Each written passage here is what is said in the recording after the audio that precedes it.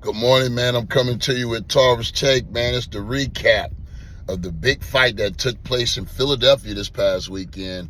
And what a fight it was, man. It was a packed crowd.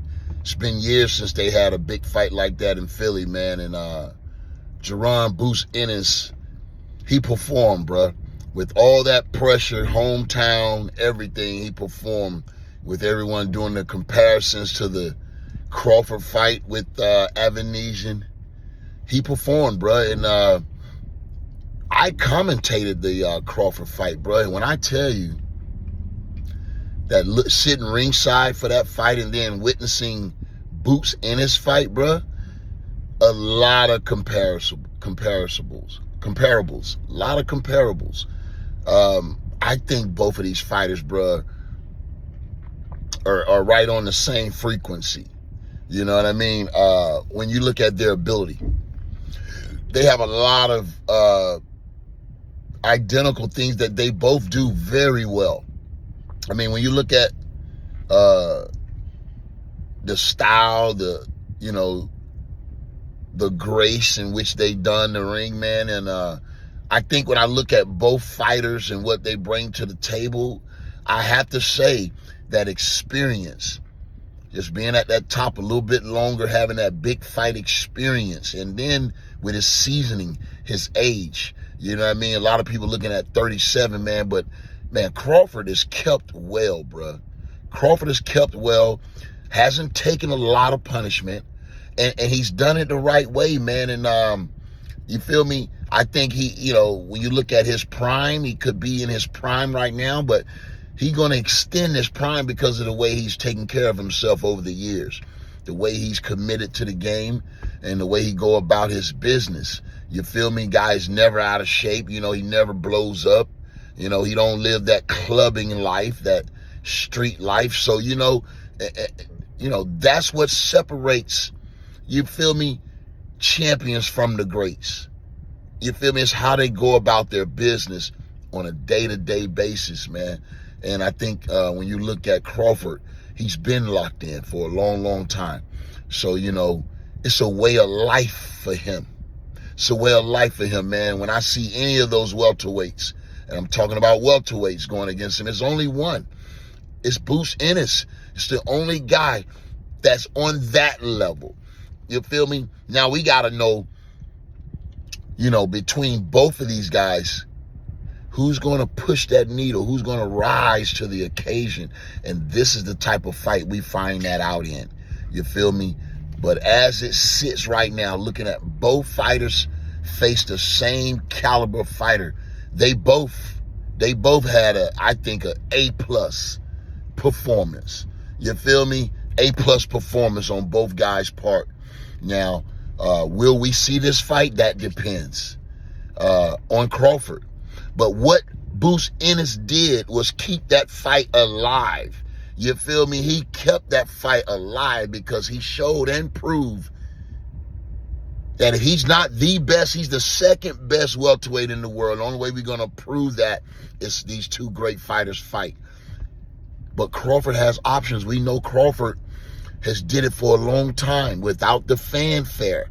You feel me? Without the recognition and without getting paid the money he felt he deserved for all those years.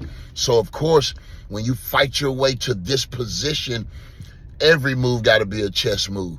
And I understand. I think Crawford sees Ennis. He sees him. He knows his ability. He understands that, you feel me, if the time is right, if everything, is put together, that, hey, he may have to prove that he's still the best. And ain't nothing wrong with that. But you feel me? When a guy got options, he want Canelo. We know that. That's a huge fight. That's one for the ages. And but if he don't get Canelo and Ennis continue to shine, you feel me? It's going to put a lot of heat on Crawford, man. And I think that's what we need. We need a fighter, that has what it takes to put the type of pressure, keep nipping with the fans and all of that, and the boxing purists really, calling for that fight. So, that's what it is. I think Ennis did his job. He did it well. again, you know, a lot of people say he was taking some shots.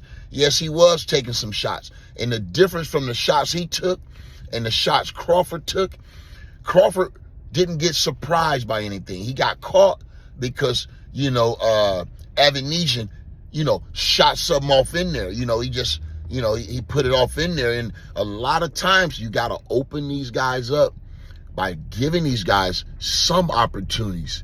You feel me? To have, you know, the courage to get in there and fight. You feel me? When you shut a guy down all the way, he knows he's out of his league. You know, these guys, those are the guys that go to running and go to, you know what I mean, making the fight difficult and ugly. But when a guy feel like, hey, I'm in this fight, I probably can do something. I probably can land a shot. You give a guy a false sense of security. As long as you're in control. And what I saw, my apologies for the GPS, but what I saw was that Crawford had much more better control of Avanesyan than Ennis did. Just for a few little moments in the fight.